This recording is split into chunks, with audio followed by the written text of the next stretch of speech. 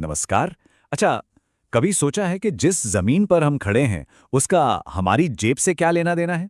आज हम इसी भूगोल और इकोनॉमी के बड़े ही मजेदार कनेक्शन को समझने वाले हैं। तो चलो शुरू करते हैं ये कमाल का सफर। एक नोटबुक और एक पहाड़, ये सुनने में तो बड़ा अजीब लगता है ना? पर यकीन मानिए, इन दोनों के बीच का कनेक्शन हमारी इकोनॉमी की एक बहुत बड़ी सच्चाई को सामने लाता है। बस थोड़ा इंतजार कीजिए, ये पहेली बहुत जल्द सुलझने वाली है। तो ये है आज का हमारा प्लान।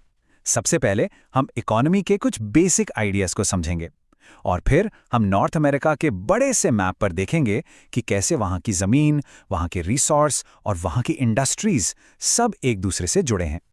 तो चलिए एक बहुत ही आम सी चीज़ से शुरू करते हैं। एक नोटबुक, हम सब इसे यूज़ करते हैं, है ना? पर क्या कभी ये सोचा है कि ये आखिर हमारे हाथों तक पहुँचती कैसे है? इसकी कहानी में ही पूरी इकोनॉमिक प्रोसेस छुपी है। चलिए इस नोटबुक की कहानी को ना जरा उल्टा देखते हैं। नोटबुक बनी है कागज से, कागज बनता है लकड़ी के पल्प से और पल्प आता है पेड़ों से। मतलब हर स्टेप पर एक सिंपल से रॉ मटेरियल में कुछ वैल्यू ऐड की जा रही है, जिससे वो और कीमती बन जाता है।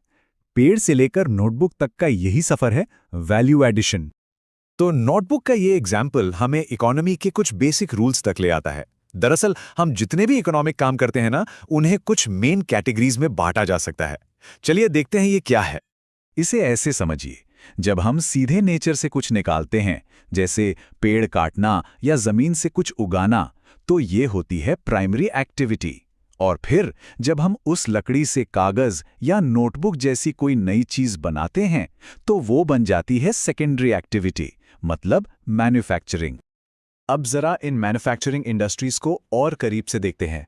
सबसे पहले हैं एग्रो बेस्ड इंडस्ट्रीज। जैसा नाम से ही पता चल रहा है, ये सीधे खेतों से जुड़ी होती हैं।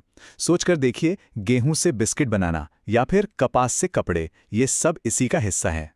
फिर आते हैं मिनरल बेस्ड इंडस्ट्रीज। ये वो इंडस्ट्रीज हैं जो जमीन के नीचे से निकाले गए मिनरल्स पर चलती हैं। हमारी कारें, बड़ी बड़ी बिल्डिंग्स, रेलवे ट्रैक्स, ये सब इन्हीं की वजह से हैं। सही मायनों में ये हमारी मॉडर्न दुनिया की रीढ़ की हड्डी हैं।